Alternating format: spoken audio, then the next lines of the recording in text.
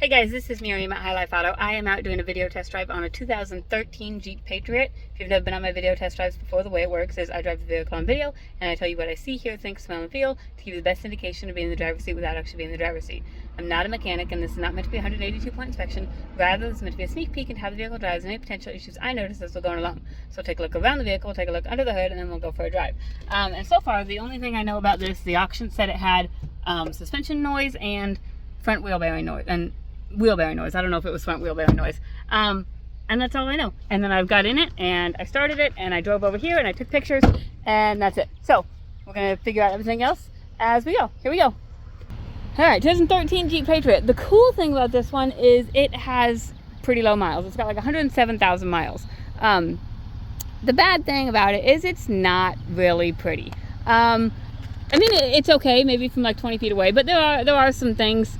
There was obviously some scratching or something, and I think somebody took just some red paint and a paintbrush. I mean, it even looks like they taped it off. You can see the tape line. It looks like they took red paint and they just painted it. So I suppose it looks better than if it had nothing on it. But you know, I think that you could definitely do a decent job if you color matched this paint at like O'Reilly's. You could make that look decent. For now, it does look a little bit weird, but there's that. So we've got whatever this is, and I don't know if they repaired. I don't think they repaired any body panels. No, I think, okay, so you might not be able to see this, but if you look really close, there's like an indentation here. Like it looks like somebody keyed it, and so I think what they did is they just painted over it so you couldn't see the scratching marks. I don't know. Sometimes cars are fun. When you get them from the auction, yeah, you never know what you're gonna get. So there's that. Anyway, so that's the first thing. It is what it is. But this back tire is probably about just a hair over the tread bar, so 30%, I guess. Front tire is right about the same. So I mean, I'd say before winter you probably need all four tires, because I know the rear tire on the passenger side is the wrong size. It's only off by one size, but it is the wrong size, and so you might as well, at 30%, you might as well just get all four new tires. Be a good thing to do before the winter anyways. So up here, this could be the cause of the scratching. So maybe it wasn't keyed, maybe they ran into something. But there's a little bit of dinging right there. Just check real quick and see if that turn signal works. Let's see, that should be this one. Hey, look, you still got a turn signal though. So that's a plus. The lens is broken, but the turn signal still works. Let's look inside. It's just cloth, nothing special, but the cloth itself looks like it's fairly intact. We do have a sunroof, which we'll check out. And back here, we've got this one folded down, so it does fold down pretty decently for, hauling stuff. If you don't need the kid room or whatever, and you just need to haul stuff, there's that room back there for that. And then those seats fold flat. Back end, I mean, looks pretty decent. You do have a little ding right here, and then they did some paint shenanigans there as well. And then on this side, it looks all right.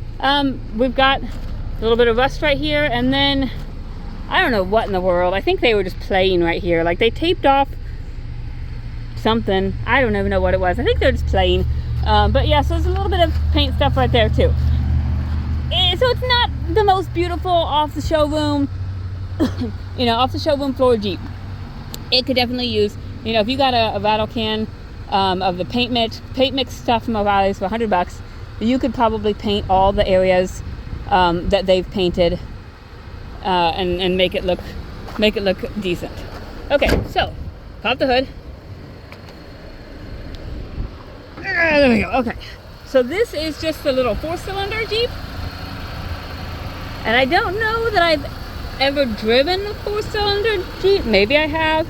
But I don't remember one just, off the top of my head. Usually I drive the 3.7s, the 4.7s, the 5.7s. I don't know that I've driven a 2.4. But we'll see. Okay. Inside the car, Okay, like I said, we've got 107,000 miles. There's no check engine lights on the dash. That's just my seatbelt light.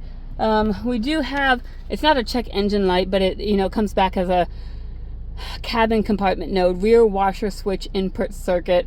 So I'm guessing maybe the rear washer doesn't work. Let me see if I can, where's the rear washer? Well, okay, so the rear wiper works. Let's see if I can figure out how to do the washer fluid. Okay, that's the front ones. Front wipers work. Rear washer fluid. Okay, let's see. Oh, well, rear washer fluid works too. So I don't know what that is, but it says rear washer switch input circuit. I don't know. There's a problem with it. Lost communication with Lynn steering wheel controls. So maybe these don't work. I don't know. We'll see when we drive it. But those are the only codes that come up on the computer. So driver's side window works. Passenger side window works. Rear passenger side window works. Rear driver's side window works. Sunroof. Let's see, that's bent. Sunroof works. But we're going to close all that because I think also the air conditioning works. And I prefer the air conditioning on a 95-degree day. So we've got the air conditioning on. We've got heated seats down here. The lights come on, so I assume that they work.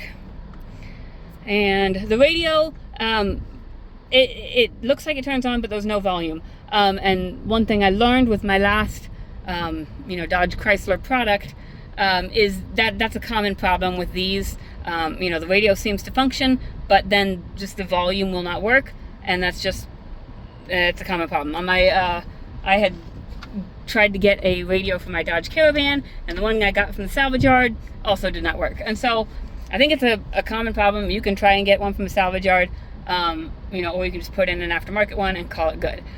You see that these LED lights are kind of flickering right there. They don't actually do that. That is just the way that the camera interacts with the LEDs. I don't know. Okay, I'm gonna open those vents. I'm gonna go for a drive. And so when I was driving over here, I did hear the front suspension noise that the auction was talking about. It sounds to me like struts, and it sounds like it's probably on both sides, would be my guess. And I kind of drive through a gravel parking lot there. That's where I'd hear it the most. I'll see how it does on the highway.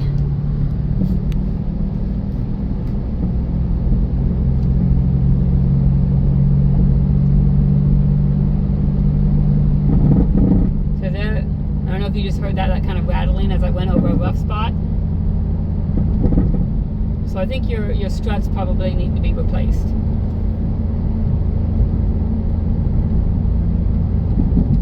Otherwise, on the smooth parts of the highway, it's not really rattling a whole lot. It's just kind of when you hit bumps. And I don't know that I hear a wheel bearing noise that the auction said.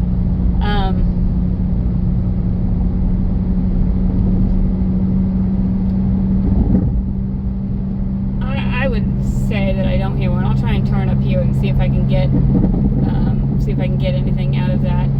But I don't hear a wheel bearing noise, but just be aware that they said that front suspension noise and wheel bearing noise. But it's driving well. It's got good speed. It's got good pickup.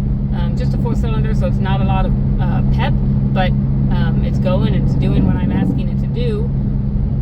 And other than the struts I don't really hear any other suspension noise. I don't hear anything else rattling or popping or anything like that. I may have left the hood open though.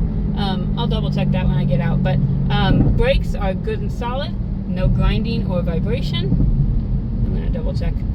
I'm going to double check that hood real quick just because I don't want that to fly up on me. That's one of the worst things ever. I've had it happen once and not particularly fond of it. But I'm just making sure I got it shut. I thought I got it shut, but sometimes. Okay, yeah, it's shut. It's just, I don't know, just a little funky, I guess. I would rather check and look like an idiot out on the highway than not check and have a windshield in my face.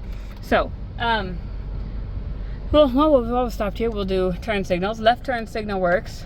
I got a car right behind me, so I'm going to wait till he passes. Okay, right turn signal works. I just didn't want to turn on my signal and have him freak out that I was going in front of him. Front windshield wipers and fluid work. We already saw that the back windshield wipers and fluid work. Horn works.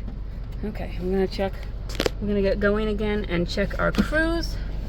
Okay, put my seatbelt back on. And for right now, this thing has 3/4 of a tank of gas. So that's like $50 right there, probably. It's like just a free $50. All right, so here we go. I'm gonna see about these steering wheel controls and see if that was an issue. I don't know what that code said, that the steering wheel controls were lost, but we'll see if that. Okay, so here's your cruise and stuff is on here, and this also, it should go through your little screen right here, I think. And so this, oh well, that's okay. So that's going through. So those buttons work just the way they're supposed to. So this button, well, that works as well. Okay, so cruise. All right, let's get it on and set it.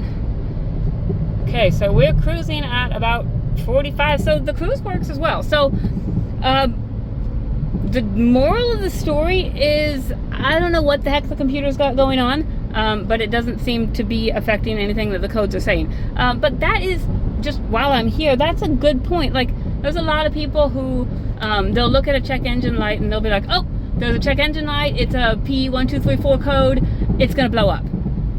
Just because there's a check engine light, just because the code says something, it doesn't necessarily mean that it's the end of the world. It is meant to be a check engine light. Like, hey, be aware, take note, check into this, see if it's a problem. That's what it is. So just don't be afraid of small repairs. Obviously, yes, do your research, be smart, talk to a mechanic, don't be dumb. But also don't freak out because there's a light on the dash. There's a lot of lights on the dash that they're just what I call dummy lights. But anyway, so like for example, like that one's pulling up and it doesn't seem to affect anything. But one other thing I noticed just when I was driving, I noticed the I don't know if you heard it, just like the actuator. I think it's an actuator. Sometimes it just click, click, click, click, click, click, click, click, click. And that's kind of a common thing with you know, Dodge, Chrysler, Jeep. It just kind of does that clicking thing, but it just falls into place, and it did what it was supposed to do after it fell into place. So I don't exactly know what it is, just a noise. It's probably the actuator. That's what it is on my Durango, which is the same manufacturer, Chrysler, Dodge, Jeep. You know, they're all kind of the same. But there's that. For the most part, this thing runs and drives very well. It does need some stuff. It needs front suspension. I don't think it needs a wheel bearing. Check it out, but I don't think it does. You know, obviously there's some codes on there, but they didn't mean anything. More than that, I think you need a can of matched spray paint from O'Reilly's. And then, I don't know, I think that's it. But check into it, do your research, talk to a mechanic. If you have any questions, give me a call. My cell phone is 309-267-7200. Thanks, guys.